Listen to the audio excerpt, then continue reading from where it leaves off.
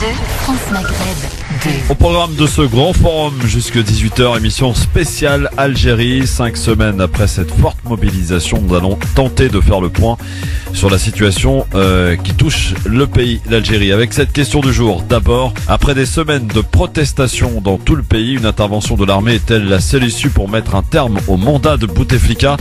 On en parle dans quelques minutes avec nos chroniqueurs, Sofiane Nakhdari, avec Abdeslam Itache, Gamal Abina et nos invités aussi, Amina Afaf Jaïeb qui sera avec nous dans un instant, ainsi que Khaled Drarni depuis Alger à 17h et Amina Lakri également depuis Alger pour faire le point sur la situation. Émission spéciale Algérie avec vos interventions messieurs dames au 01 40 33 9000. Je vous en souhaite la bienvenue parce qu'il est important ensemble de bien décortiquer afin de comprendre.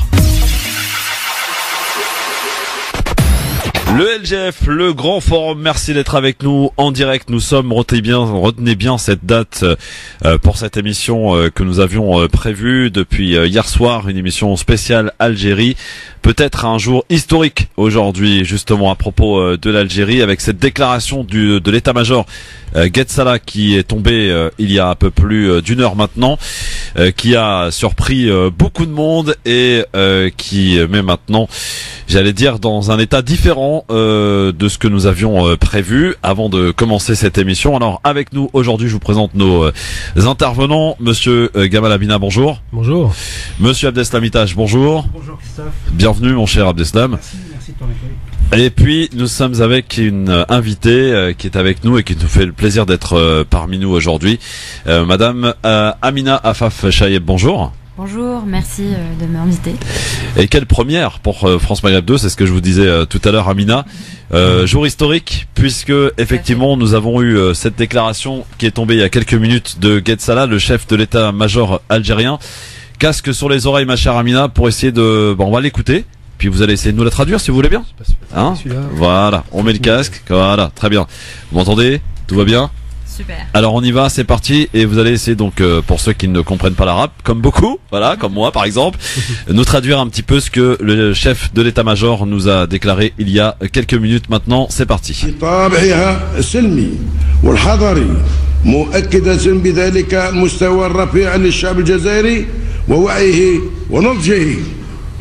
الذي حافظ على سمعة الطيبة التي تحظى بها الجزائر بين الأمم إلا أنه واجب التنبيه إلى أن هذه المسيرات قد تستغل من قبل أطراف معادية في الداخل والخارج ذات النوايا سيئة والتي تلجأ إلى قيام بمناورات مشبوهة بهدف زعزعة استقرار البلاد. لكن الشعب الواعي واليقظ والفطن سيعرف كيف يفشل كافة مخططاتها الدنية وبغية حماية بلادنا من أي وضع قد لا تحمد عقباه. يتعين على الجميع العمل بوطنية ونكران ذات وتغليب المصالح العليا للوطن من أجل إيجاد حل للخروج من الأزمة حالا، حل يندرج حصرا في الإطار الدستوري الذي يعد الضمانة، أقول الضمانة الوحيدة للحفاظ على وضع سياسي مستقر. وفي هذا السياق يتعين بل يجب تبني حل يكفل الخروج من الأزمة ويستجيب للمطالب المشروعة بالشعب الجزائري، وهو الحل الذي يضمن احترام أحكام الدستور واستمرارية سيادة الدولة، حل من شأنه تحقيق توافق الرؤى الجميع ويكون مقبولا من كافة الأطراف، وهو الحل المنصوص عليه في الدستور من مادته 102. Voilà, le chef de l'état-major Gued Salah. Alors Amina, que nous a-t-il dit?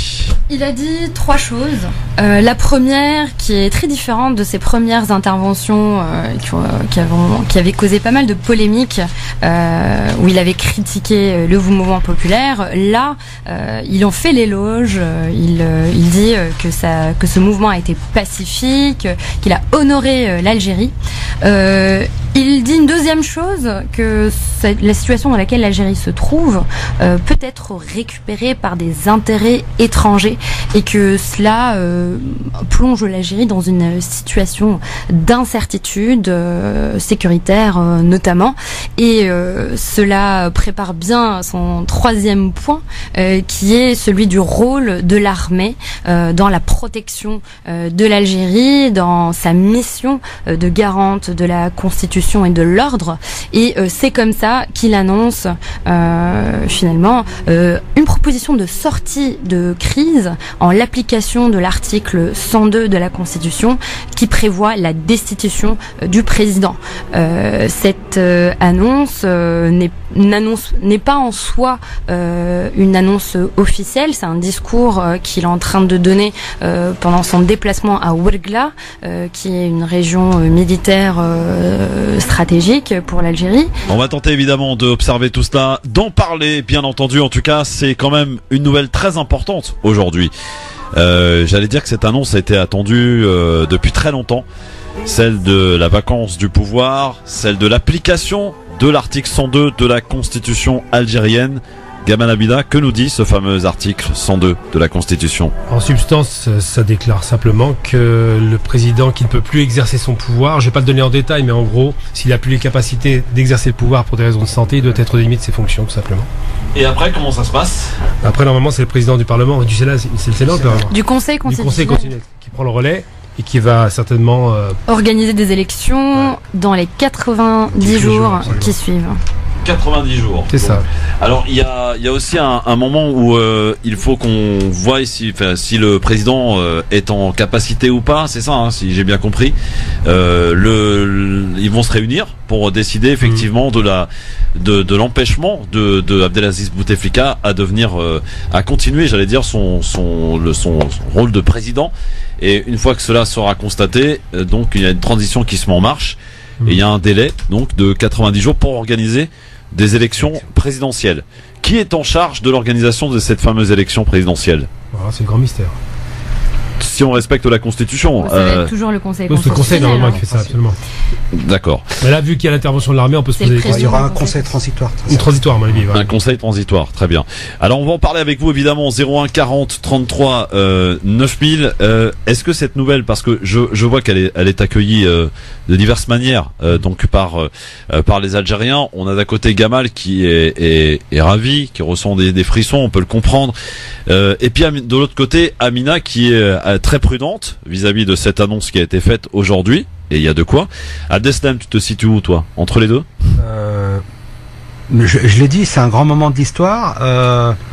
C'est une nécessité et là dans le discours, en effet, il y avait, enfin, le mouvement pacifique avait été reconnu et moi je dis bravo justement au peuple algérien qui est resté digne, qui a fait sa révolution douce, sans heurts, sans violence, qui en plus, à titre d'exemple, quand on les compare aux gilets jaunes, aucune casse, qui ont même ramassé et nettoyé, les gens en étaient vraiment surpris, mais on a un peuple qui était déterminé et qui ne voulait pas qu'on lui substitue justement ce droit de démocratie, du choix du peuple. Je vais quand même mesurer mon propos.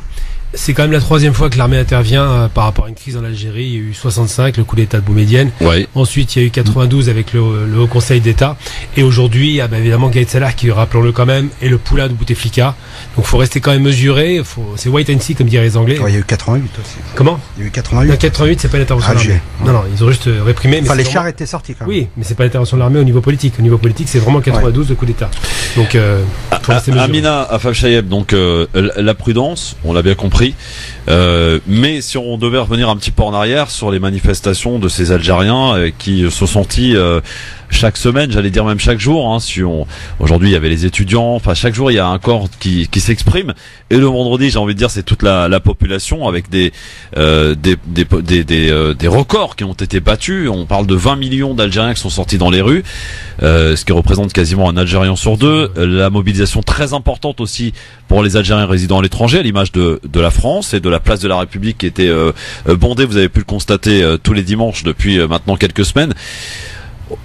De quel œil voyez-vous tout cela, Amina, ces Algériens qui se sont exprimés de manière pacifique, dans le vrai sens du terme?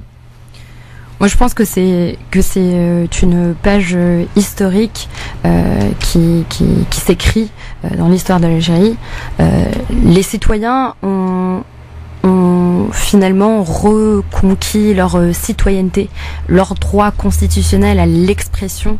Ils ont reconquis l'espace public qui est devenu une caisse de résonance de demandes, d'exigences de nos droits qui ont été bafoués depuis tant de décennies, pas seulement depuis 20 ans, mais bien avant. Aujourd'hui, finalement, il faut que cette dynamique ne cesse pas. Il faut que la démocratie s'installe. Il faut qu'elle reste participative. Tant de gens dans la rue, ça exprime une volonté de participer à la chose politique, participer à la vie de la cité, ne plus se laisser faire, ne plus laisser faire ceux qui se sont accaparés l'Algérie pour leur intérêt personnel, ne plus se laisser faire et toujours défendre l'intérêt général. Les Algériens, nous avons tous laissé de côté nos différends politiques pour finalement nous mobiliser de manière patriotique autour du dénominateur commun, celui de la rupture, la volonté de changement radical. Et aujourd'hui, s'il y a quelque chose de gagné, d'acquis, c'est celle de comprendre qu'on arrive à peser sur le rapport de force. Le sérail s'est agité depuis plus d'un mois, depuis que nous sommes dans la rue. Des décisions qui sont certes ne répondent pas à la demande des Algériens, du peuple, du citoyen, mais quand même, elles ont eu une résonance au plus haut de l'échiquier. Et cette dynamique, il faut qu'elle continue, il faut qu'elle s'inscrive dans un cadre juridique, constitutionnel, un projet de société où le citoyen, où l'Algérienne et l'Algérien puissent continuer à influencer sur la politique publique, sur la chose politique. Alors Amina, vous voyez, avec tout ce qui s'est passé, j'en ai quasiment oublié de vous présenter, et quand même, vous faites partie du mouvement Eftikar. Alors qu'est-ce que ce mouvement Eftikar, pour ceux qui ne connaissent pas, qui a été créé en 2015? On est un mouvement politique et citoyen. Eftikar œuvre depuis 2015 pour l'émergence d'une démocratie algérienne et la reconquête effective de la citoyenneté. Très bien. Eh bien, écoutez, nous sommes en direct sur France Maghreb 2. Je vous avoue que voilà, tout a été un petit peu perturbé par cette annonce de Gued Salah, et vous pouvez évidemment réagir en nous appelant en 01 40 33 9000. Vous peut-être venez de vous brancher sur France Maghreb 2. Je vois que les réseaux ont très bien fait leur travail comme d'habitude, hein, Gaval. Ça a été relayé quasiment partout en instantané, tout de suite. Et on prendra d'ailleurs la tendance de comment est accueillie cette information en Algérie avec nos différents correspondants là-bas. Nous serons avec Khaled Rarni dans quelques minutes par téléphone. Nous serons également avec Amina Lakri. Nous serons avec Linda Nasser de Radio Constantine pour voir un petit peu de quelle manière est accueillie donc cette nouvelle. Est-ce que cela va permettre maintenant, Gamal, de calmer, j'allais dire, la rue? Est-ce qu'elle va rester attentive à tout ce qui se passe maintenant? Elle va plus sortir en masse le vendredi? Est-ce on se dirige vers une sortie de crise? Je crois pas une seconde que les Algériens sont dupes de la situation. On est dans une annonce qui n'est toujours pas validée, et je crois pas que la rue va s'arrêter de manifester. Ils vont certainement pas lâcher la pression. D'ailleurs, il y a un slogan qui m'a fait rire, j'ai entendu à la manifestation, d'une Algérienne qui disait: maintenant je veux grossir, je veux changer de régime. Pour dire à quel point ça parle à tout le monde.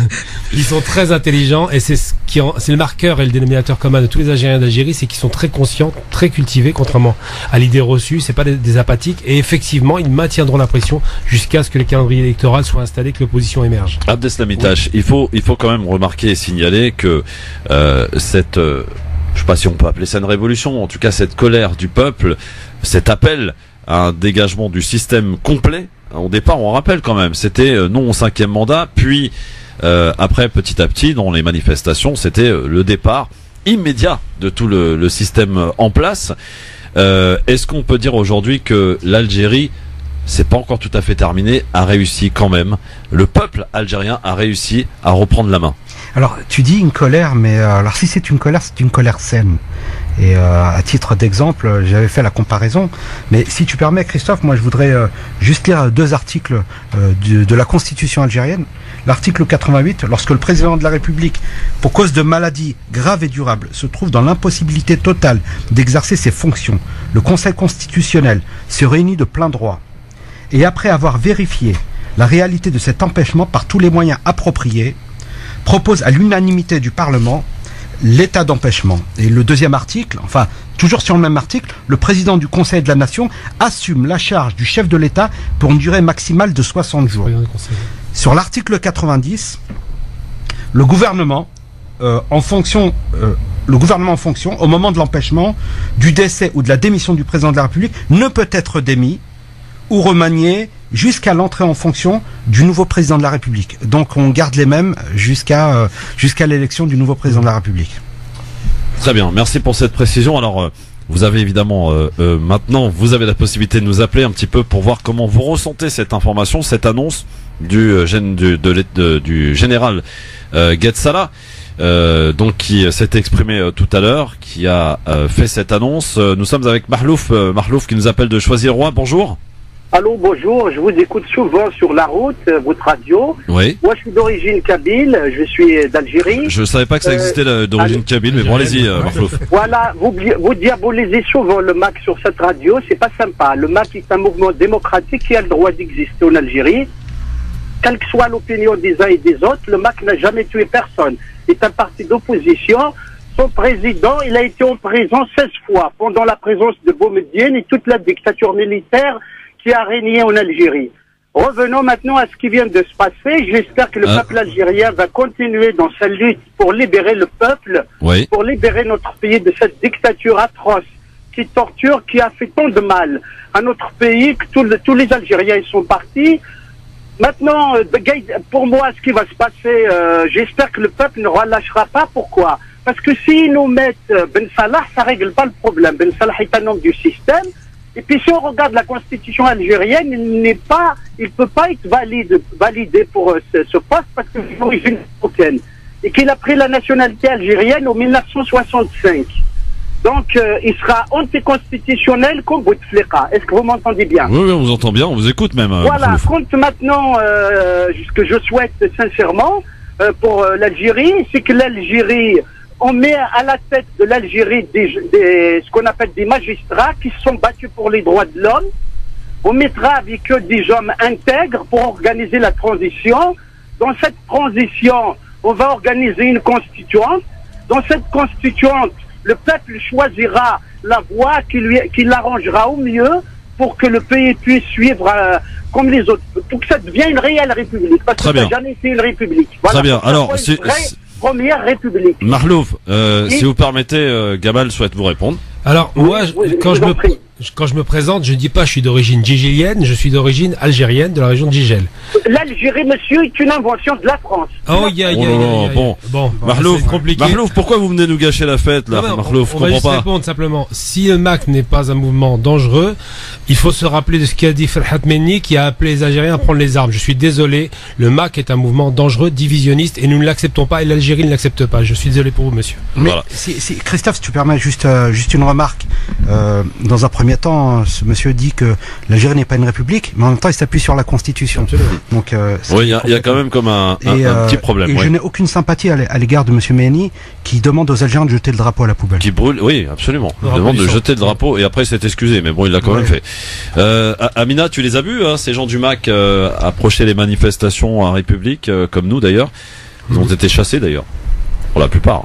Je condamne toute tentative de parasiter une manifestation unitaire où les Algériens étaient là pour parler d'une même voix, pour dire non au régime. Donc je dénonce toute tentative de diviser les rangs des citoyens. Dans un instant, nous serons avec Khaled Rarni qui vient de me confirmer qu'il sera avec nous dans un instant pour savoir un petit peu comment est accueillie justement cette annonce du général de l'état-major Gued Salah cet après-midi. L'application donc de l'article 102 de la Constitution algérienne. C'est ce qui est demandé donc par l'armée. Et on est ensemble avec vous, avec donc Abdeslam Amitash, avec Gamal Abina et avec Amina Afaf Chayeb qui est avec nous et invité aujourd'hui sur France Maghreb 2. Et on sera rappellera longtemps de votre venue dans nos studios, ma chère Amina. À une date historique. À une date historique, absolument. France Maghreb 2, France Maghreb. LGF, le grand forum, merci d'être avec nous en direct sur France Maghreb 2 avec Gaman Abina, avec Abdestamitash et notre invitée ici présente sur France Maghreb 2, représentante du mouvement Eptikar, donc Amina Afab Chayeb sur France Maghreb 2. Je vous propose de prendre la direction tout de suite d'Alger avec Khaled Drarni. Khaled, bonjour. Bonjour Christophe. Bonjour et bienvenue en direct d'Alger. Alors évidemment on était loin d'imaginer ce qui allait se passer quelques minutes avant le démarrage de cette émission. C'est la déclaration du général de l'état-major Gued Salah qui est tombée tout à l'heure. Comment est accueillie quelques minutes après cette annonce, justement cette annonce en Algérie? Absolument, comme vous venez de le dire, c'est un peu un coup de théâtre. On s'attendait à une réaction du chef d'état-major, mais on se disait peut-être le 28 avril ou après le 28 avril, c'est-à-dire la date de la fin du quinquennat du président de la République, mais on s'attendait pas à un discours aujourd'hui. Donc la surprise est totale aujourd'hui et au moment où je vous parle, il n'y a toujours pas de réaction politique ni de réaction populaire. La rue est calme, il n'y a pas de mouvement important à part les manifestations de ce matin. Les gens sont en train un peu d'apprendre la nouvelle et d'essayer surtout de comprendre ce qui se cache derrière cette annonce surprenante du chef d'état-major de l'armée qui demande donc l'application de l'article 102 de la Constitution. Nous en parlions avec nos intervenants ici sur le plateau, Khaled, à savoir que maintenant que cette déclaration est intervenue, comment ça va se passer concrètement? Il est peut-être utile de le rappeler. C'est exactement la question qu'on se pose tous, c'est que se passera-t-il donc demain ou même ce soir, puisque le chef d'état-major n'a pas donné d'ordre ou d'instruction. Il demande l'application de l'article 102. Juste, il demande, même si c'est l'homme le plus puissant du pays, hein. Il faut le préciser. Ça veut dire que le Conseil constitutionnel va-t-il s'autosaisir demain sur ordre donc du chef d'état-major? Que va-t-il se passer? Le chef d'état-major de l'armée a-t-il les prérogatives de demander l'application de l'article 102 de la Constitution, puisque le Conseil constitutionnel doit ou se saisir ou bien se saisir sur ordre du président? C'est la grande question, parce que j'ai parlé avec certains observateurs aujourd'hui qui se disent oui, c'est peut-être aussi juste un discours qui ne sera pas suivi de faits et d'actions. D'où la prudence de Amina Afab Chayeb. Amina. Il faut rappeler que Monsieur Gued Salah a été aussi le garant du statu quo et du maintien du régime. Donc ça c'est aussi important de le rappeler. Et aussi ce sera au Conseil de la Nation d'appliquer la destitution du président ou pas. C'est ça, hein. On est d'accord, Khaled. C'est exactement ça. Ahmed Gued Salah est chef d'état-major depuis 15 ans. C'est Abdelaziz Bouteflika qui l'a nommé chef d'état-major en 2014. Il lui doit tout.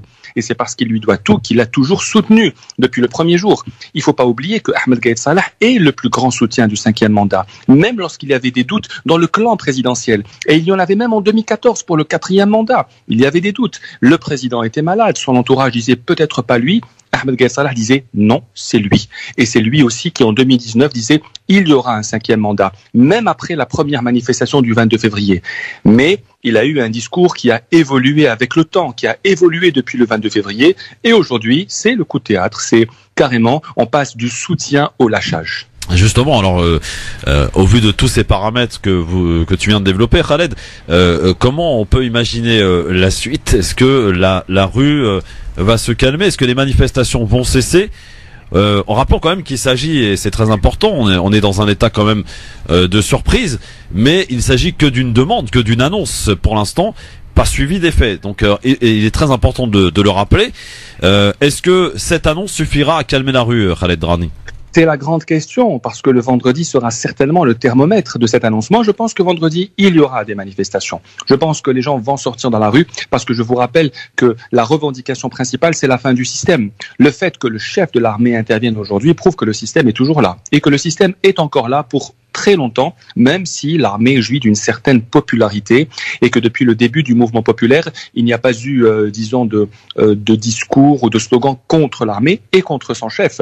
La question est de savoir maintenant, est-ce que cette demande sera suivie des faits, même si elle sera certainement bien accueillie, parce que les Algériens demandent le départ du président, et je vous rappelle qu'il y a des tenants de l'opposition qui demandent depuis des années l'application de l'article 102, qui avant 2016 était l'article 88 de la Constitution. Donc donc l'inaptitude du président pour raison de santé. Donc il faut, à mon avis, attendre les heures qui suivent. Il y aura certainement des réactions aussi demain dans la rue, comme il y en a eu le 11 mars, après le fait que le président ait déclaré son retrait. Mais je pense que le vendredi sera le vrai thermomètre de cette décision. Khaled Drarni, avant de laisser Abdeslamitash vous poser une question, et Gamal Abina également, est-ce qu'on peut avoir la raison du limogeage du directeur de la télévision algérienne ?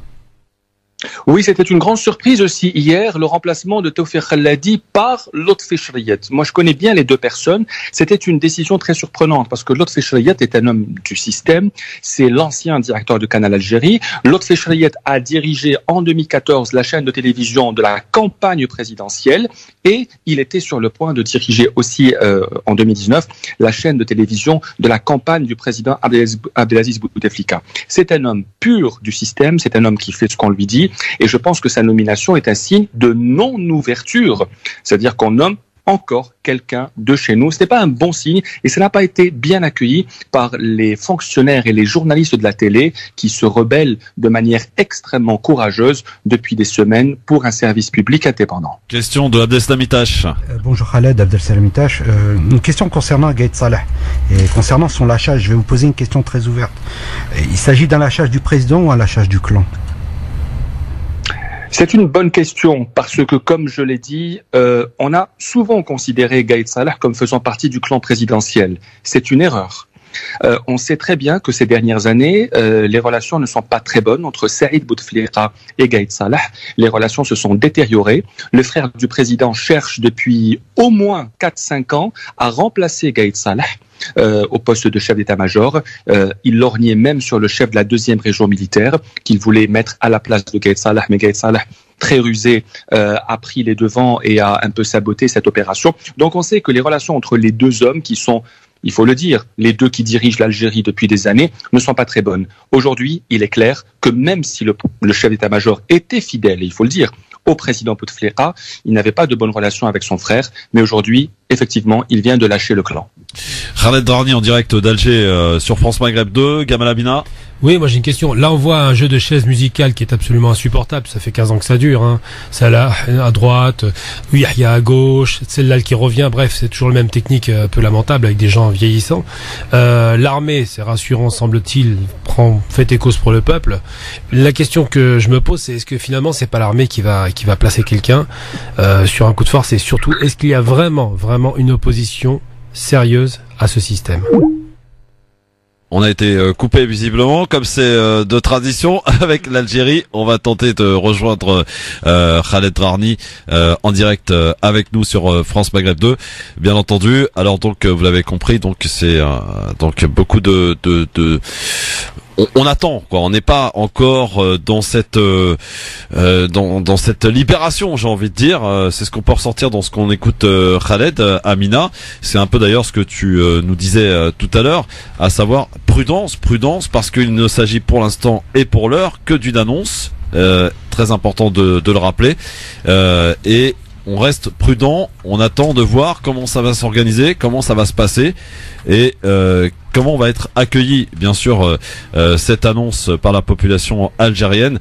Voilà, on a retrouvé Khaled Drarni. Donc, est-ce que tu as saisi, Khaled, de la question de Gamal Abina? Laquelle? Alors Gamal, repose ta question. Deux questions. La première, est-ce que c'est pas l'armée qui va finalement mener le bal, parce que ça a toujours été un jeu de chaises musicales? Et la seconde question, est-ce qu'il y a une opposition, est-ce qu'il y a quelqu'un, une véritable opposition, quelque chose de sérieux qui peut s'opposer à ce système dans une élection qui serait démocratique? Il faut savoir que depuis le début de ce mouvement populaire le 22 février, les Algériens ont parlé d'une seule voix pour dire on ne veut pas d'encadrement politique de ce mouvement. Même si c'est une revendication légitime, il faut la comprendre, mais il y a beaucoup de tenants de l'opposition, notamment Abdelaziz El-Habib, Zubida Assoul, Mostafa Bouchachi, qui ont dit ok, pas d'encadrement, mais il faut quand même organiser les Algériens avant qu'il n'y ait d'élection. Donc beaucoup de gens tablent aujourd'hui sur une période de transition, mais l'opposition ne s'est pas mise d'accord parce qu'il y a ceux qui parlent de 6 mois et d'autres de 18 mois. Donc il y a toujours un désaccord. Les partis politiques sont décriés aujourd'hui en Algérie. Les Algériens ne leur font pas confiance. D'ailleurs, depuis le 22 février, c'est un appel anonyme sur les réseaux sociaux. Même l'appel de Mouatana n'a pas été suivi, celui du 24 février, si ma mémoire est bonne, n'a pas été suivi de la même manière que celui du 22 février, du 1er, le 15 ou le 22 mars. La politique des chaises musicales a toujours été celle du gouvernement. D'ailleurs, ils ont commencé par la nomination d'un nouveau patron de la télévision et ils n'arrivent même pas à former un gouvernement. Vous savez que l'Algérie est sans gouvernement depuis 2 semaines. Exact. 2 semaines sans gouvernement. Le Premier ministre, Nourdine Bedoui, n'a pas pu former une équipe. Il y a quelques jours, il a téléphoné à tous les anciens ministres pour leur demander de continuer à mener leur ministère de manière plus ou moins informelle, mais sans procéder à des nominations. C'est pour vous dire le blocage politique et institutionnel et le fait qu'aujourd'hui, pour la première fois depuis l'indépendance, il y a des hommes et des femmes qui refusent de siéger dans un gouvernement que moi, personnellement, je qualifierais comme le gouvernement le plus impopulaire de l'histoire de l'Algérie indépendante. Oui, c'est pour ça qu'il y a personne qui veut y aller, forcément. Absolument. Oui, alors comment vous qui êtes un journaliste depuis de nombreuses années, Khaled Drarni, comment vous avez vécu franchement ces manifestations, cette foule importante, immense? On parle ici d'une 20 millions qui sont sortis dans les rues, dans toutes les wilayas, dans même les petits villages où il y avait énormément de monde. Aujourd'hui, cette maturité du peuple algérien, vous l'avez senti venir, Khaled Drarni? C'est bien que vous disiez des millions parce que France 24 dit des milliers. Donc il faut à un certain moment rétablir la vérité et dire que effectivement c'est des millions d'Algériens qui sont sortis dans la rue, qui ont bravé la peur. Et comme a dit Reda Malik, la peur a changé de camp. Vous savez, je ne vais pas être prétentieux. Le 22 février à 15h, j'étais avec un ami, j'ai vu cette foule, je lui ai dit il ne peut pas y avoir de 5e mandat. Parce que la détermination des Algériens était forte. Et moi, j'ai participé à toutes les manifs en plein cœur de l'action. J'ai vu les Algériens, j'ai vu les Algériennes, j'ai vu leurs slogans, j'ai vu de la détermination, j'ai vu un éveil des consciences et j'ai vu cette peur de manifester, de sortir qui avait totalement disparu. Je pense que c'est historique, que c'est inédit et que ça porte ses fruits. Ça a porté ses fruits parce que le président a renoncé à un 5e mandat, parce que Ahmedou Yahya est parti de son poste de Premier ministre et aujourd'hui, c'est une nouvelle étape, même si c'est pas exactement comme le voulaient les Algériens, mais on franchit étape après étape. Je pense que cette mobilisation populaire inédite en Algérie commence à porter ses fruits, mais il ne faut pas oublier que la revendication principale, c'est le départ du système. Comme on dit, ce slogan, qu'ils partent tous. Je sais que c'est un peu radical, mais c'est ce que demandent les Algériens. Oui, Gamal, oui. Là, j'étais à une réunion à la colonie organisée par Kader Atia. Il m'a annoncé un truc qui m'a beaucoup surpris et même choqué. C'est que lui, en Allemagne, il a expliqué comment étaient traités, parce qu'on voit qu'en France, il minimise l'importance des manifestants. En Allemagne, comment étaient traitées les manifestations. Et vous savez ce qui a été dit? C'était extraordinaire. Ils ont dit qu'il y avait des islamistes qui étaient en sous-jacent, qui tiraient les ficelles. Ils ont amené le caractère effrayant possible des manifestations sans mettre le côté populaire, le côté pacifique. Ça les a pas intéressés. Et ça, c'est tout à fait faux. Et ça, c'est faux. Et on entend bien. Parce que moi, et ça, c'est totalement faux parce que moi, j'ai participé à toutes les manifestations et ce qui a attiré notre attention, c'est l'absence totale de slogans islamistes. Et pourtant, les manifestations commencent après la prière du vendredi. Moi, j'ai vu les Algériens le matin partir avec le tapis de prière, le drapeau. Après la prière, ils lancent, ils cachent, ils rangent leur tapis et ils brandissent le drapeau. Il n'y a pas eu un seul slogan islamiste de manière générale. Je parle dans toutes les manifestations, mais je comprends parfaitement qu'il y ait des médias qui ne s'intéressent qu'à cela et qui pensent que les islamistes se cachent quelque part comme pour le printemps tunisien. C'est plutôt rassurant d'ailleurs, hein, j'ai envie de dire même. Mais on voit aussi que, et il y en a qui en ont fait les frais d'ailleurs dans les manifestations en Algérie et même quelques représentants ici en France, on voit que le peuple algérien aussi est très attentif et ne veut absolument pas d'une récupération politique derrière. On voit vraiment qu'il est déterminé à une seule chose, c'est le départ du système, maintenant, tout de suite, et le peuple restera de toute façon très observateur, et s'il le faut, ressortira dans la rue quant à ce qui va se passer pour la suite. Khaled Drarni, est-ce que j'ai bien compris, saisi, j'ai envie de dire, le moment important et historique qui se passe en Algérie? Oui, vous n'avez pas tort parce que il faut aussi préciser que les Algériens se sont appropriés ce mouvement populaire. Ils ne font confiance ni au pouvoir, ni au système, ni à l'opposition, même si certains diront que l'opposition est aussi une partie du système. Mais les Algériens ne croient pas à ce qu'on appelle l'encadrement de ce mouvement parce qu'il faut être très prudent et très méfiant à tout ce qui peut être considéré comme de la récupération. Le pouvoir a tenté de récupérer en nommant Lakhdar Brahimi, l'ancien diplomate qui a rencontré des pseudo hauts représentants de la société civile dans des hôtels 5 étoiles pour parler de l'avenir du pays. Je pense qu'il a jeté l'éponge parce qu'il est extrêmement critiqué par les Algériens. Donc il faut faire très attention à toute récupération. La récupération, elle est présente partout, elle est présente tout le temps, elle peut venir du pouvoir comme de l'opposition. C'est vrai que le mouvement populaire doit être représenté, mais il y aura certainement le moment adéquat pour que cela se fasse. Khaled Drarni, merci beaucoup. Je sais que vous avez, je dois vous libérer, donc merci en tout cas d'être intervenu depuis le début. Et puis on va continuer, si vous le voulez bien, en tout cas, de profiter de votre professionnalisme et de votre expérience, parce que vous êtes sur le terrain. D'ailleurs, on le voit hein, sur Twitter, vous êtes très très actif. Vous nous relayez et ça fait du bien, en tout cas, tout ce qui s'y passe en Algérie, manifestation après manifestation, au quotidien. J'ai envie de dire, on est vraiment totalement informé grâce à vous et à quelques journalistes que l'on salue évidemment ici. Et merci beaucoup Khaled Drarni, et à très très bientôt. Et on reste dans l'expectative. Merci à vous. Merci Khaled. Voilà, nous étions en direct d'Alger avec Khaled Drarni, journaliste indépendant sur France Maghreb 2. Amina, quand tu entends Khaled nous expliquer un petit peu la situation, ce qu'il a vécu, parce qu'il était au cœur des manifestations depuis le début, hein, qu'est-ce que tu ressens? Quelle est un petit peu ton inquiétude ou ta joie?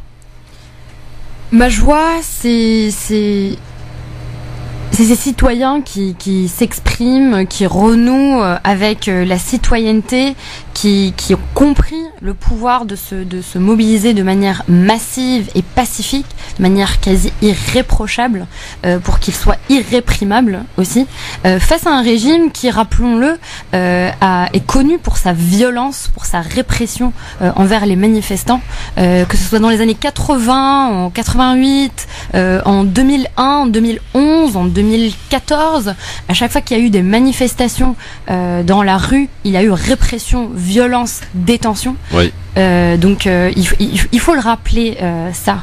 Et la violence s'est manifestée aussi par une répression, par une entrave aux libertés d'expression. Jusqu'à aujourd'hui, il y a des personnes qui sont incarcérées pour délit d'opinion. Et ça, c'est quelque chose de magnifique accompli sans l'intervention du politique, des partis, que ce soit l'opposition ou les partis clients. C'est les Algériens qui se sont appropriés par eux-mêmes leurs moyens d'expression politique. Et je partage ce que dit Khaled Drarni sur ce rejet de récupération et il faut le prendre avec beaucoup de vigilance parce qu'aujourd'hui, quand on parle d'organisation, d'encadrement, qui dit encadrement, on est dans le champ sémantique du canalisation, qui dit canaliser dit orienter. L'Algérien est fâché avec la politique vu qu'on s'est joué de ça depuis tant d'années et aujourd'hui ce qu'on veut, c'est les Algériens, ils veulent vraiment participer, ils veulent faire entendre leur voix, et il faut que l'opposition soit soit responsable. Ce dont on a besoin, c'est donner des outils, des méthodes, et non pas organiser, canaliser, récupérer. Je pense qu'il faut réfléchir à la démocratie participative, s'inspirer de ce qui existe déjà. Aujourd'hui, Ebtekar met sa casquette citoyenne et non pas sa casquette politique. On a toujours été contre la participation aux élections parce qu'il n'y a pas les conditions démocratiques pour que cela soit vraiment porteur de changement. Donc aujourd'hui, c'est un non-sens de parler d'élections, etc. parce qu'il n'y a pas les fondamentaux qui font que le citoyen ait un lien avec le politique, que le politique représente ses intérêts, qui soit mandaté par le citoyen. Donc toute cette méfiance, ce lien, cette confiance qui est cassée avec le politique, elle se comprend et tout est à reconstruire aujourd'hui. Khaled nous le disait, l'Algérie qui n'a pas de gouvernement depuis maintenant 2 semaines, depuis que le nouveau Premier ministre Bedoui a été nommé, ainsi que le vice-premier ministre Lamamra qui lui est parti essayer de rassurer les partenaires, j'ai envie de dire, de l'Algérie, tels que la Russie par exemple. Comment va l'Algérie économiquement, Amina? Une question. Très mal. Les voyants sont au rouge depuis plusieurs années, depuis 2014 et la baisse du cours du baril. On assiste en même temps à une fuite des capitaux massive. On a vu tous les Panama Papers. En ce moment, on parle aussi de transferts en Espagne, à Dubaï. Il y a aussi qui serait visé apparemment par une somme importante. Exactement. Il y a des sources officieuses, mais aussi beaucoup de choses officielles, parce que rappelons nous qu'on a quand même eu un ancien ministre des hydrocarbures qui est accusé d'avoir détourné près de 200 millions de dollars en pots de vin liés à des contrats de la Sonatrach et la Sonalgaz. On a aussi eu un ancien ministre en la personne de Roule qui récemment a annoncé accessoirement son soutien au mouvement populaire évidemment, et qui lui est accusé aussi par la justice d'avoir détourné 2 milliards de dollars en lien avec le projet de construction de l'autoroute Est-Ouest. Et ça, c'est juste pour illustrer les dimensions colossales de la corruption qui existe en Algérie et qui sont permises par l'usage de la rente, qui est le cœur même, le poumon même du régime actuel. On va prendre l'avis de nos auditeurs évidemment, de ce que nous vivons depuis tout à l'heure en direct sur France Maghreb 2 au 01 40 33 9000. Il a été très patient, Hamid. Bonsoir. Bonsoir, merci à vous. Je vais parler du MAC. Le MAC, il n'existe pas. Il n'a même pas 1% de personnes chez lui. Hamid. Moi, je suis kabyle. Je dirais vive l'Algérie. On est des Algériens. Bon, revenons à Salah Gaïd. Qu'est-ce qu'il a fait? Oui. On se réjouit de cette nouvelle, mais nous disons attention, méfiance. Salah Gaïd, continuez dans le bon sens, on vous pardonnera tout votre passé si le peuple va sortir victorieux, et toutes les menaces que vous avez, on fait la pression sur vous, on est avec vous, on vous pardonnera, vous serez pardonnés. Et on dira à la France, attention, vous avez aidé assez ce système, vous avez assassiné beaucoup d'hommes, ça suffit maintenant, travaillons dans le bon sens. Vive l'Algérie, libre, démocratique, vive le peuple. Je dirais à Abdelhamid Brahimi, s'il peut revenir avec les sages, avec Zerouel et quelques jeunes pour préparer l'avenir du pays, ça serait une bonne chose. Merci beaucoup. Merci, et vive la liberté. Merci. Intéressant dans ce qu'on nous dit Hamid. C'est vrai que Zeroual, par exemple, il a été super bien accueilli lorsqu'il est parti dans une des manifestations. Beaucoup lui demandaient d'ailleurs de revenir, pas en tant que président, mais en tout cas peut-être des noms de personnes qui pourraient être en charge de la transition. Ce serait une bonne chose, Gamal? Déjà, c'est quand même l'artisan de la concorde civile. Oui. On a prêté sa boute efficace, c'est Zeroual qui l'a lancé. Oui. Ensuite et surtout, c'est un homme qui a une intégrité qui est assez remarquable. C'est plutôt rare en Algérie. Il vit humblement, il a refusé de reprendre le pouvoir. On lui a proposé 3 à 4 fois, ça n'a pas arrêté, il a toujours refusé. Ce qui donne quand même un certain cachet, même si c'est pas un petit jeune, évidemment. Si tu permets, Christophe, concernant Zeroual, et en effet, alors il vit humblement. Moi, j'ai eu l'occasion d'aller chez lui. Donc, comme j'ai une maison à Batna, et en effet, il a gardé cette image d'un président qui n'est pas resté accroché au pouvoir. De mémoire, c'est le seul président qui a quitté la présidence de son vivant. Oui, donc, exact. Voilà, ça c'est la réalité. Ensuite, moi, je voulais répondre à Amina juste sur un point, parce qu'elle disait que les Algériens étaient fâchés avec la politique. Les Algériens ont une très grande culture politique. Et lorsqu'on se retrouve dans des réunions où ça parle politique, il y a vraiment un engagement, on sent de l'engagement de la part des Algériens. Et moi, je vais vous dire une chose, la classe politique algérienne, elle est indigne des Algériens, parce qu'elle n'est pas à la hauteur du peuple algérien. Vous évoquiez tout à l'heure Amar Roul, président du TAJ, qui est dans les gouvernements, qui est soi-disant un parti d'opposition, et qui d'ailleurs est pris dans la main de pot de Nutella. Mais ce que je veux juste dire, si vous permettez... Pas mal l'image. Mais... le problème de l'Algérie, c'est qu'aujourd'hui, on n'a pas de réelle construction de partis politiques, et on a une classe politique âgée qui n'est pas du tout à votre image, Amina.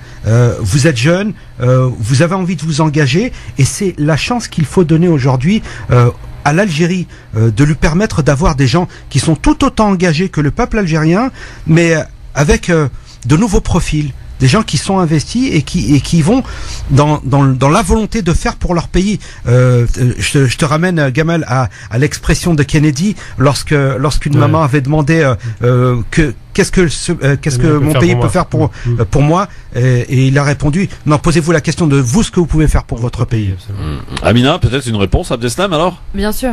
Les Algériens sont fâchés avec la politique dans le sens participer à la politique, parce que effectivement l'offre politique ne correspond pas aux attentes des Algériennes et des Algériens. Et ça, c'est clair. En plus, effectivement, nous sommes très politisés. D'ailleurs, si ce n'était pas le cas, nous n'aurions pas l'émission aujourd'hui et nous ne verrions pas ce que l'Algérie est en train de vivre en ce moment.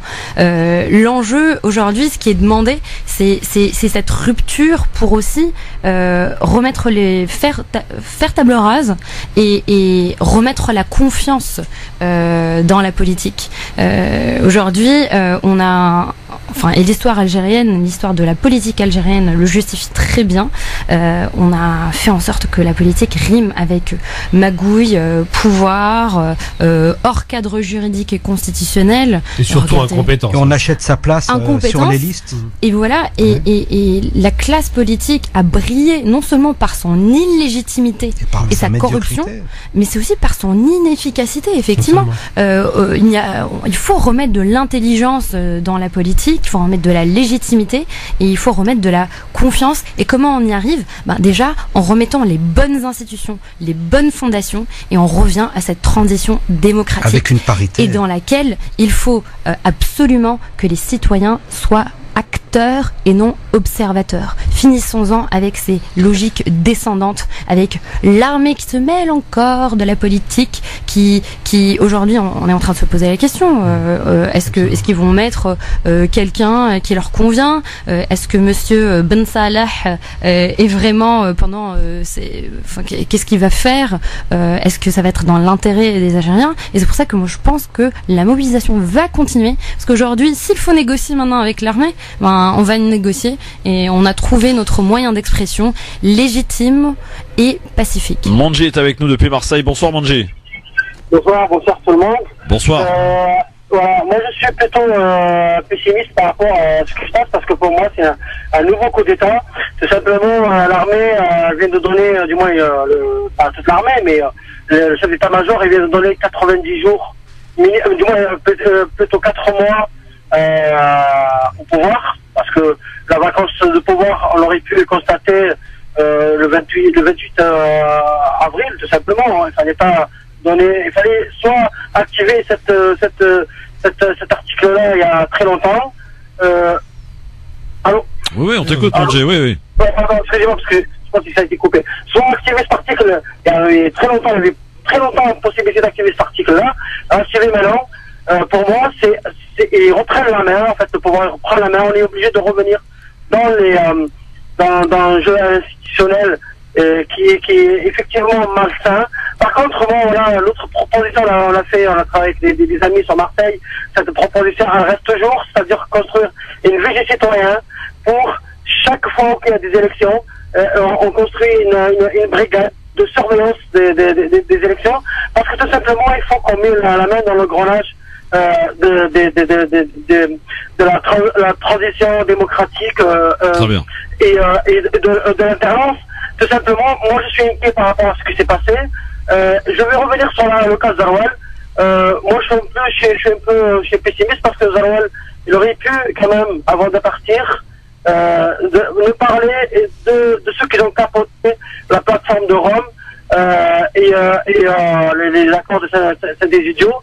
Et tout simplement, moi je voulais, si tu permets, Christophe, juste pour dire un dernier mot, arrêtez de parler d'islamistes, s'il vous plaît, parce que moi, dimanche, je me suis fait agresser, parce que tout simplement, j'ai discuté avec des gens que je connais, que j'étais pas d'accord avec eux, et j'ai dit que, en fait, la question du disparu et de ce qui s'est passé doit se poser à un moment donné. Et je me suis agressé, on m'a dit que j'étais un islamiste, on m'a déchiré ma pancarte, tout ça sur une manifestation à Marseille. C'est pas bien grave. Très bien. Avec ces mots-là. Merci Manji. Je sais pas, ça veut dire quoi. Merci Mondji. Bon, on va essayer de répondre aux questions, aux interrogations de Mondji de Marseille dans un instant. On est aussi avec Samir qui attend patiemment. Ne bouge pas mon Samir. Dans un instant, on sera aussi du côté d'Alger avec Amina Lakri à Alger et Linda Nasser depuis Constantine. Vous êtes bien en direct sur votre radio France Maghreb 2 dans cette émission spéciale Algérie sur France Maghreb 2.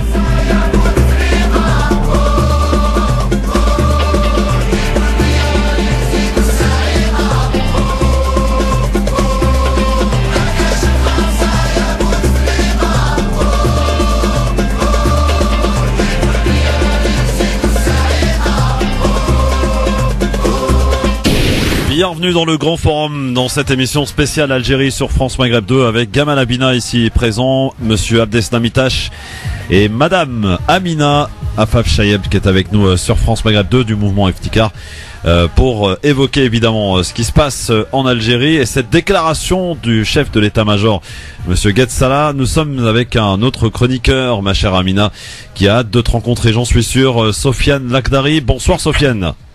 Oui, bonjour Christophe, bonjour Gamin, bonjour Abdeslam, bonjour à l'invité, bonjour à tous les auditeurs. Alors, mon cher Sofiane, comment as-tu accueilli cette annonce du chef de l'état-major tout à l'heure? Ouais, pour moi, c'est une excellente nouvelle. Après, maintenant, quand on revient au CV de Gued Salah, comme quoi il était avec Bouteflika, etc., moi, je juge son dernier geste. Et depuis le début de ce mouvement populaire, il s'est placé aux côtés du peuple. Et aujourd'hui, quand j'entends votre invité ne peut pas dire en vérité elle était contre l'intervention de l'armée, mais je lui pose une question, quelle autre institution aurait pu intervenir dans ce processus pour arrêter cette mascarade qui date depuis plusieurs années? Alors comment si c'est pas l'institution militaire qui est la seule institution à avoir un certain consensus national, quelle autre institution aurait pu intervenir pour stopper cette mascarade? Amina, la question t'est posée. Effectivement, il faut avoir une interprétation analytique et mettre l'émotionnel de côté. J'ai parlé des Algériens qui ont une bonne mémoire de l'histoire et des interventions de l'armée dans la politique. Mais effectivement, le système est tel que il y avait forcément une impasse politique et institutionnelle, vu qu'on opérait déjà hors cadre constitutionnel. Et on a évoqué ce gouvernement qui peinait à recruter, ce gouvernement impopulaire. On a eu écho de plein de gens qui ont été contactés, etc., et qui refusaient. Oui, qui ont refusé. Exactement. Donc effectivement, c'était quelque chose d'attendu. Et je répète ce qui a été dit tout à l'heure. Ce qui était attendu, c'est que ça intervienne plutôt vers le 28 avril. Là, cette annonce, on ne sait pas si c'est un ordre, un appel ou c'est un appel. Voilà, dans tous les cas, c'est un gros lâchage. Un gros lâchage l'officialisation du lâchage, parce qu'il a lâché depuis le début. Voilà, aujourd'hui, il s'agit, comme je le disais, pour le mouvement populaire. Mais il a justifié, si vous avez écouté son discours à Ouargla, il a justifié comme quoi qu'il y a beaucoup d'éléments d'interférence de puissances étrangères qui commencent à activer leurs cellules. C'est un argument attendu. C'est un argument attendu. Sinon, c'est pour justifier finalement cette proposition qui n'aurait pas lieu si il ne mettait pas en avant la sécurité nationale. Surtout des appels à un blocage du pays. Aujourd'hui, on a vu par exemple dans le port d'Arzeux des appels à une grève générale. On sait que le port d'Arzeux, c'est là où il y a les bateaux pour le pétrole, le gaz, en quelque sorte. Voilà, il y a l'intérêt national. Aujourd'hui, c'est pas un coup d'État. Aussi, effectivement. Tout à fait. Aujourd'hui, c'est une activation, la demande d'une activation d'un article qui est l'article 102, qui a été longtemps, comme l'a dit Mondji, appelé de certains hommes politiques, mais aujourd'hui, il a demandé juste à ce que le Conseil constitutionnel se réunisse et applique cette loi ou cet article de loi en vérité. C'est pas un coup d'État parce qu'on entend maintenant les pétromonarchies, certaines chaînes de télévision qui sont hostiles à l'Algérie commencent à parler de coup d'État ou d'un nouveau Sisi.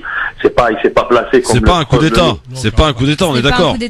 L'armée n'est pas dans la rue, l'armée n'a pas repris le pouvoir, donc c'est très bien de mesurer Tout à fait. Voilà, c'est cette mesure parce qu'on a vu les pays hostiles à l'Algérie, ils n'attendaient que ça et que de parler que c'est un coup d'État. C'est pas un coup d'État, c'est un appel au respect de la Constitution.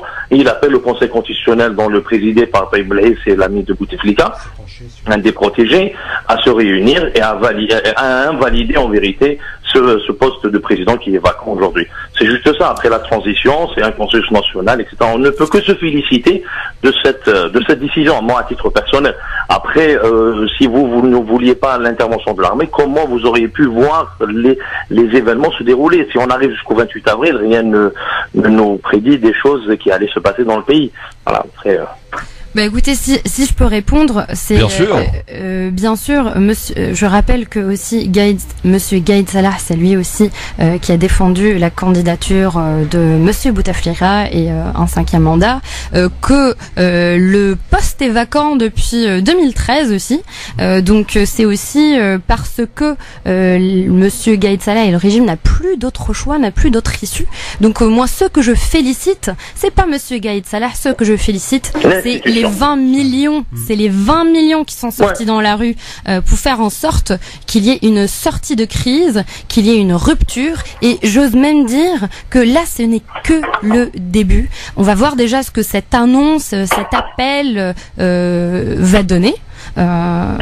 Comment ça va être repris par le Conseil de la Nation et son président, et ensuite débutera le travail de longue haleine que sera la transition démocratique et quel rôle en fait va jouer le citoyen algérien dedans.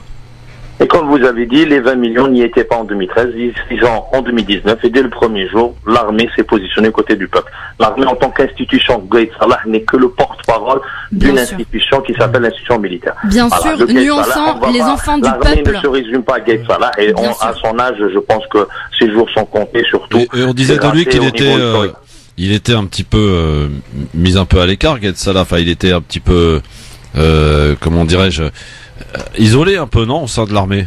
Au sein de l'armée, bien sûr. On se rappelle tous de l'événement de novembre 2018, lorsqu'il a emprisonné de 3 à 40 chefs de région, que ce soit le général Ben Ali Ben Ali, que ce soit le général Bened, des chefs de la gendarmerie nationale. Il y avait tout le monde croyait à une division au sein de l'armée. Là, quand on voit qu'il n'y a pas cette division, qu'il y a une union de l'institution militaire autour du peuple pour protéger le peuple, la constitution algérienne, on ne peut que se féliciter. Moi, à titre personnel, j'avais peur et j'avais des inquiétudes. J'avais une certaine inquiétude et je l'avais bien présenté lors il y a eu la candidature de l'officialisation de la candidature de Bouteflika.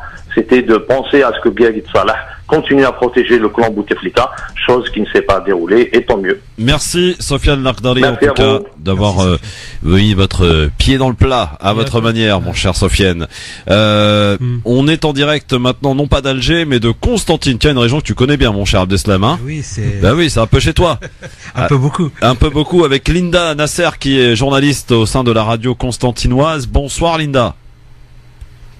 Bonsoir et bienvenue sur France Maghreb 2. Alors, première question, j'ai envie de dire tout à fait légitime.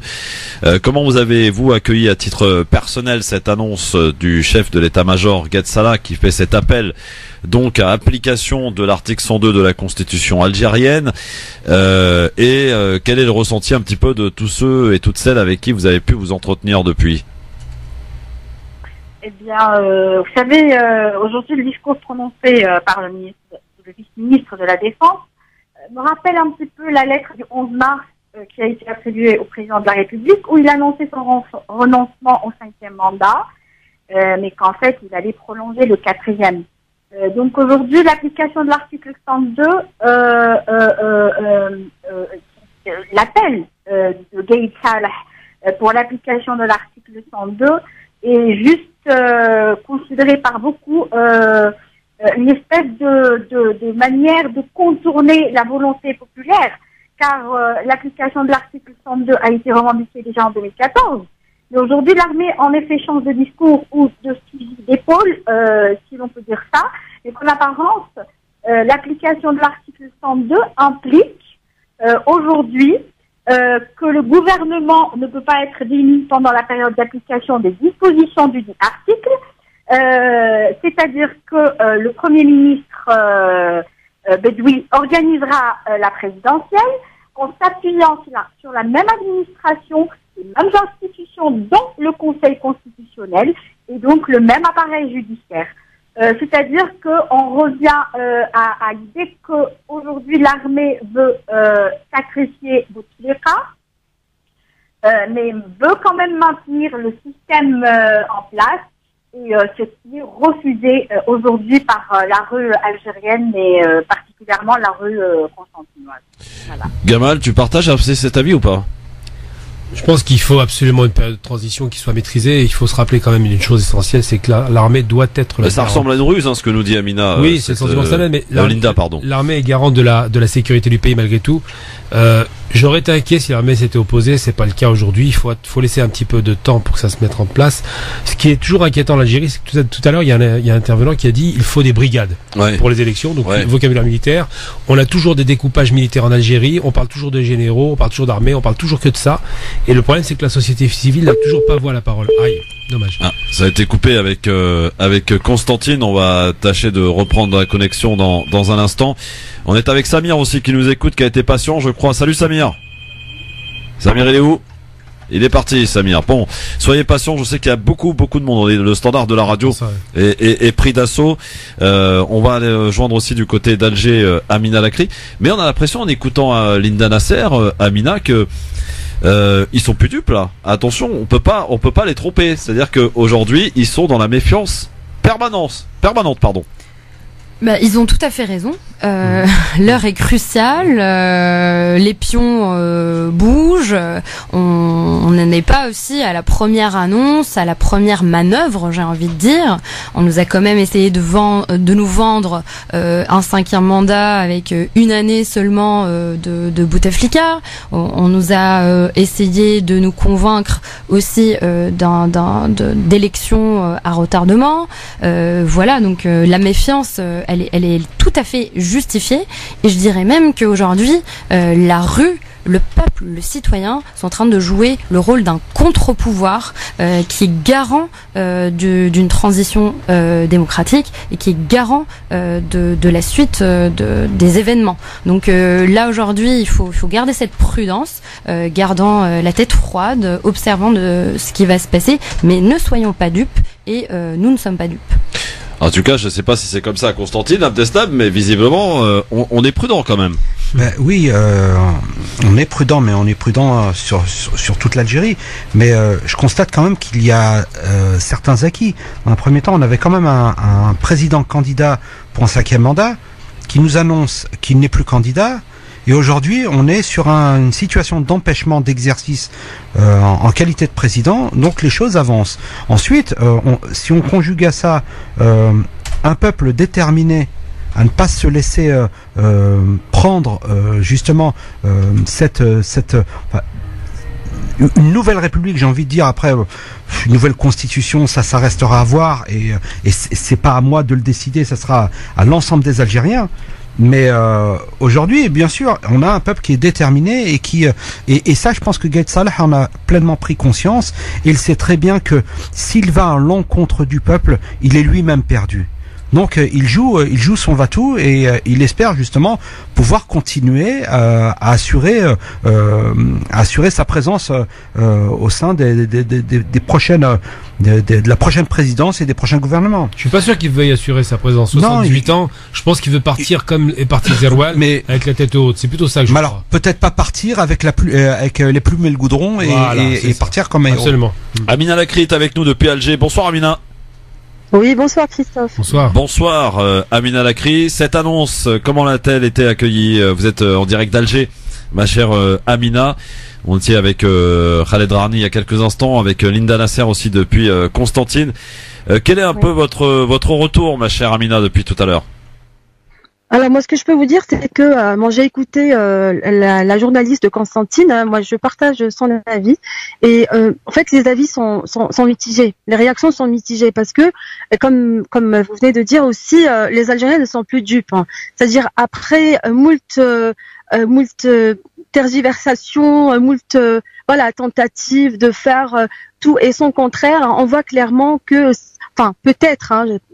peut-être c'est une machination de plus. Pourquoi? Parce qu'il y en a qui voient ça en fait comme un coup d'État déguisé, d'accord? Parce que normalement ce n'est pas à Gaïd Salah, ce n'est pas à l'armée de se prononcer par rapport à ça, c'est plutôt au Conseil constitutionnel. Or le Conseil constitutionnel ne fait rien du tout pour l'instant, il est juste spectateur.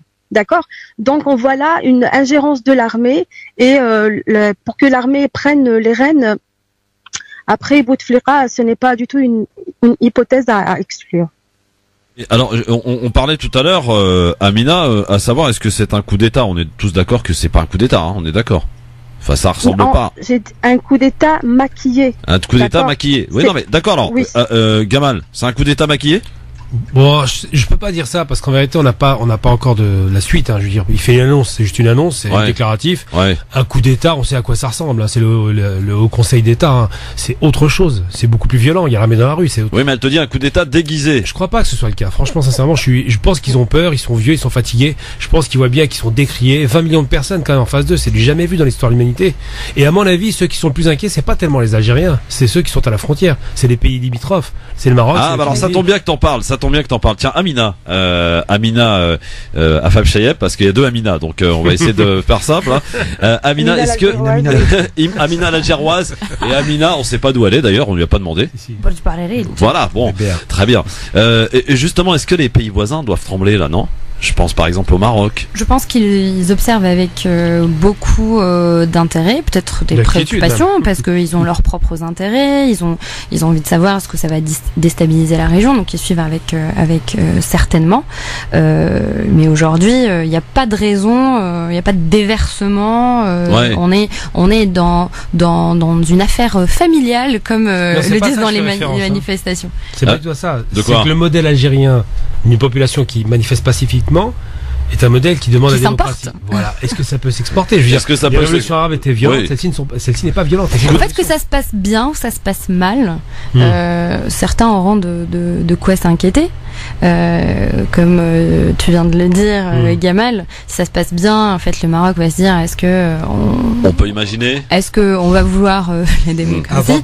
Aujourd'hui, moi, je peux pas me prononcer sur ce sujet-là parce qu'on est vraiment qu'au début de cette nouvelle page algérienne. Coup d'État déguisé, comme te dit Amina l'Algéroise. Amina l'Algéroise. Coup d'État déguisé ou pas? Moi, j'ai pas envie de réagir à chaud avec la prudence que je m'impose et que le mouvement Ebtekal impose. On va déjà regarder de plus près qu'est-ce qui va s'en suivre, parce que là, restons zen. C'est qu'une déclaration. Bien sûr. Après, effectivement, c'est pas exclu. Comme je le disais tout à l'heure, on était dans une impasse politique. On a quand même une institution militaire qui se prononce sur un sujet qui n'est pas de sa prérogative. Et le Conseil constitutionnel, jusqu'à aujourd'hui, il a été dans le collimateur du citoyen, sachant qu'il a validé une candidature, qu'il a reçu une candidature par procuration. Ensuite, elle était dans un silence assez coupable, voire complice. Donc aujourd'hui, il y a cette méfiance-là et il y a cette prudence à garder. Je ne sais pas si vous vous connaissez toutes les deux, mais ma chère Amina Lakri, Linda Nasser qui est revenue avec nous depuis Constantine. Ma chère Linda, vous êtes là? Linda? Bon, a priori, on a des problèmes avec Constantine. Je sais pas si qu'est-ce qui se passe du côté de Constantine. Il y a beaucoup de ponts, mais il n'y a pas de liaison. Il y a un truc de ouf quand même qui se passe. Ils sont sur les ponts, sûrement. Beaucoup de ponts, pas de liaison. C'est ça qui est bizarre. Ah oui, d'accord. Bon, 01 40 33 9000. Amina, depuis tout à l'heure, je suppose que t'écoutes un peu ce qui se dit, bien sûr. Donc on voyait, enfin au départ, nous étions un petit peu sur quand même un élément de surprise, cette déclaration de Gatsala tout à l'heure. Et puis au fur et à mesure de l'émission, il y a quand même cette inquiétude qui est apparue, qui est flagrante maintenant, ce questionnement en se disant attention, est-ce qu'il s'agit pas encore d'une nouvelle ruse? On a rappelé d'ailleurs à juste titre que Gatsala est un très proche de Bouteflika. Il y a quelques semaines, hein, même pas un mois, il a dit clairement je ne pourrai pas lâcher Bouteflika. Il a dit ça fait quelques semaines. Et là, il le lâche, donc il y a vraiment de quoi se poser des questions et de vraies questions. Donc l'inquiétude et la méfiance sont vraiment légitimes. Oui, alors on a été coupé avec notre auditeur que j'ai retrouvé, il s'appelle Abdelmalek je crois. Bonsoir Abdelmalek. Oui, bonsoir. Bonsoir, vous nous appelez d'où Abdelmalek? De Nanterre, moi je suis pas loin de la Défense, je suis un ancien des bidonvilles de Nanterre. Très bien, bienvenue à vous Abdelmalek. Oui, bonjour. Je vais vous dire salam alaikum, c'est mieux. Oui, moi je voulais vous dire par rapport au coup d'État que vous parlez, moi je trouve que c'est pas vraiment le mot. Moi je pense qu'à l'intérieur il y a eu un arrangement parce que vous savez, c'était intenable par rapport à la population. Fallait qu'un fusible saute, mais comme Bouteflika il est malade, donc c'était lui. Mais vous savez, en Algérie, je pense que moi, les trois gros décideurs, bon, Bouteflika il faisait partie de ça, mais bon, maintenant c'est son entourage et son frère. Il y a Gaïd Salah, mais vous en oubliez un, c'est Béchir Tartak, le numéro 1 des renseignements qui a été rattaché à la présidentielle. Vous savez, à l'intérieur de l'Algérie, dans l'administration, il y a une grosse guerre administrative, économique et militaire. Et elle se passe entre les anciens DAF de l'armée française qui ont maintenant tous 70 ans, 80 ans, qui ont mis des gens à eux, et les vrais nationalistes algériens qui ont combattu pour l'indépendance, c'est que nous on est leurs enfants, quoi. Vous voyez ce que je veux dire? Donc la France, elle a toujours soutenu les DAF. Louni Sagoun, il en parle très bien dans son livre. Il en parle très très bien. Et la plus grosse guerre souterraine, c'est celle-ci, avec l'antenne de la DGSE française qui se trouve en Algérie. Pour moi, il est là le problème. Après, on peut maquiller tout comme on veut, hein. Les islamistes aussi. Je dis pas qu'il n'y a pas eu de terroristes. Il y en a eu en Algérie. Bon, ça a été, pour moi, ça a été gonflé, multiplié par je sais pas combien. Mais je dis pas que ça n'a pas existé. Voilà. Après, on peut maquiller ce qu'on veut, on peut dire ce qu'on veut. Mais le gros problème de l'Algérie, il est là. Et moi, j'en veux aux nationalistes. Les enfants de leurs parents, ou de leurs parents qui ont fait la guerre, comme nos parents, nos grands-parents, parce qu'ils nous ont montré le pas. Moi, j'en veux à eux qui sont, comme on dit en arabe, c'est-à-dire ils ont mangé dans la gamelle. Normalement, ils auraient dû dire après la mort de Boumedienne, puisque Boumedienne, il tenait tout ça. Mais ils auraient dû dire, moi je mange pas dans la gamelle, je prends pas de l'argent sale, je rentre pas dans la corruption. Surtout avec l'histoire qu'on avait à l'époque du FLN, on n'avait pas le droit de fumer une cigarette. Et je vous dis ça dans les bidonvilles parce que moi, mon père, j'ai pas besoin de dire quoi que ce soit, j'ai vu des choses. On était vraiment, il y avait une discipline. Et toutes les familles algériennes, qu'elles soient en France, en Algérie, surtout moi je parle pour les Françaises, on a tous la même histoire par rapport à nos parents et nos grands-parents. Vous savez, si nous, l'Algérie, il y aurait eu des hommes et des femmes intègres qui seraient à la tête de ce pays, on serait une puissance pas régionale, mais mondiale. Mais on serait pas dans l'arrogance comme les Américains. Et pour revenir à votre interlocutrice qui est avec vous là sur le plateau, j'ai oublié son nom avec ton Amina. Oui, Amina, quand elle a dit oui, l'armée toujours à sinistre. Moi, je peux vous dire quelque chose. Vous croyez qu'en Amérique, c'est qui gouverne? Vous croyez que c'est pas le Pentagone, sauf que c'est maquillé civilement plus facile que nous? Nous, on a que 50 ans d'indépendance. Mais vous croyez que tous les grandes puissances mondiales, Amérique, Angleterre, France, Israël, qui vous voulez, vous croyez que c'est pas les militaires?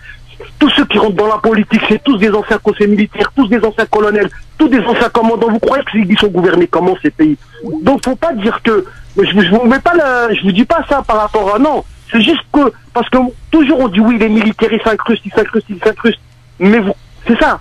En vérité nous l'Algérie par rapport à ça, c'est toujours les militaires qui ont décidé, on le sait. Amina, alors, c'est bon, on a compris ta question, ton interrogation, Amina. C'est pas l'existence même de l'institution militaire qui est remise en cause là, c'est son rôle à jouer et le fait qu'elle soit séparée de la politique.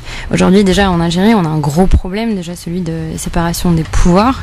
Si en plus on a l'intervention de certains, enfin je tiens aussi à préciser que c'est pas toute l'institution qui est constituée aussi des enfants du peuple en majorité, mais on parle de certaines personnalités qui sont proches et qui font partie du système, qui sont proches du pouvoir et qui sont dans l'ingérence des affaires courantes et politiques de l'Algérie.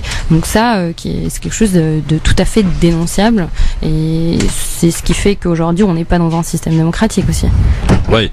Abdeslam, on t'a pas entendu depuis un petit moment là. Concernant le coup d'État, on a bien vu les gens qui manifestaient où les personnes donnaient des fleurs aux policiers et aux militaires avec la volonté qu'ils les rejoignent. Aujourd'hui, on peut pas reprocher à l'armée de rejoindre le peuple parce que, en effet, il y a un réel déséquilibre. On a des gens qui sont au pouvoir depuis un moment et on a un peuple qui, pour le coup, est dans la rue, mais qui n'est que dans la rue et qui ne tient aucune institution. Pour le coup, on ne peut pas faire le procès de l'armée et moi je pense qu'il ne s'agit pas d'un coup d'État, mais qu'aujourd'hui que cette aide est la bienvenue. Et ensuite, on peut parler de l'armée algérienne qui, à un moment, a quand même maintenu l'Algérie en état de fonctionnement à l'époque où il y avait du terrorisme en Algérie, où les gens étaient montés dans les maquis et il s'était passé un tas de choses. Donc, et à ce moment-là, qui a permis la stabilité de l'Algérie à cette époque-là, c'était quand même l'armée. Un dernier mot, ma chère Amina Lakri, depuis Alger, sur les hommes forts qu'a pointé du doigt notre auditeur Abdel Malek il y a quelques instants. Il a raison de parler justement de ce chef des renseignements algériens qui est un homme fort, un homme puissant.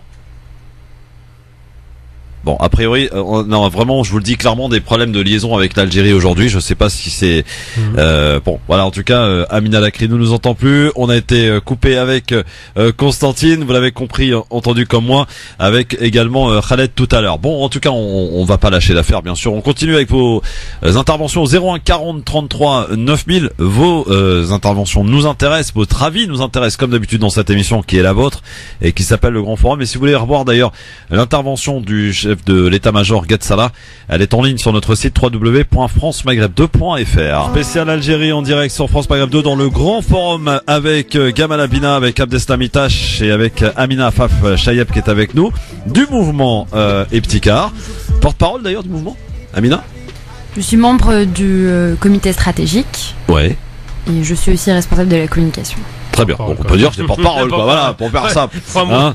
Pourquoi faire simple quand on peut faire compliqué? Bah oui, c'est vrai quand même. Avec Mohamed de Lyon qui nous appelle. Salut Mohamed.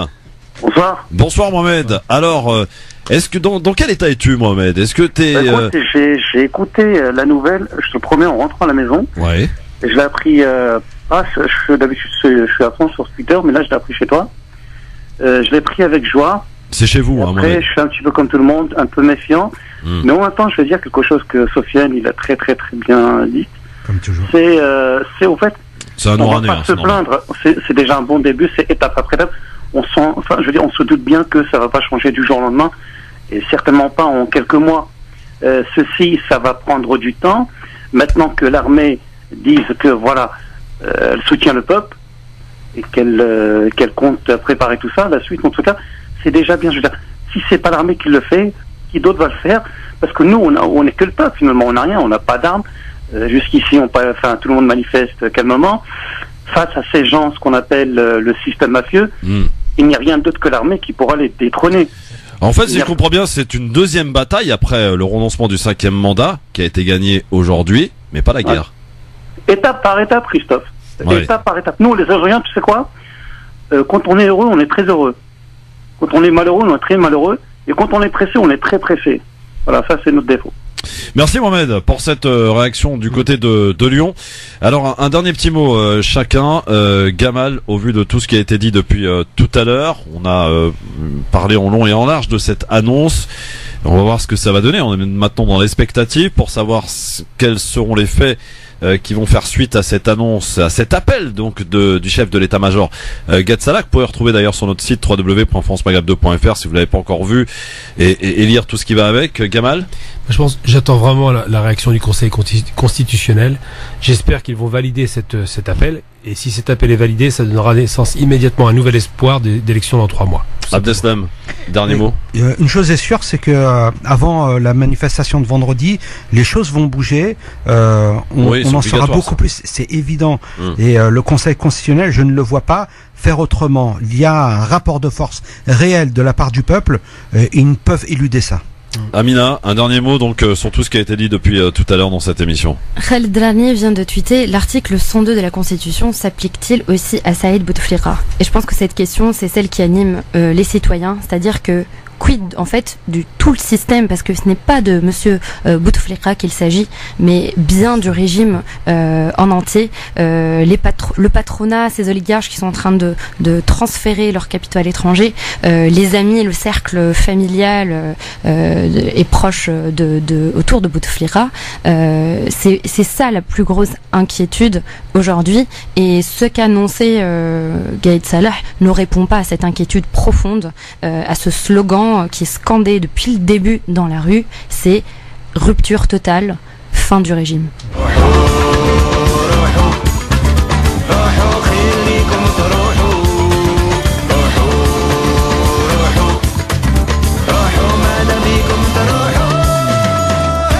Merci beaucoup Gamal Abina pour être venu dans cette émission une nouvelle fois.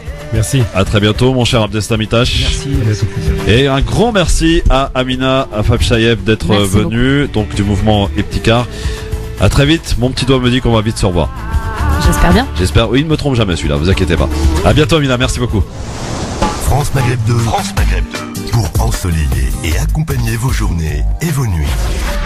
France Maghreb 2.